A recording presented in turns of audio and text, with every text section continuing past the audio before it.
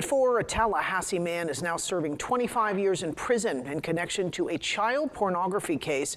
Court documents show in 2024, Richard Allen Spivey uploaded child porn online when sending it to another user through private messaging.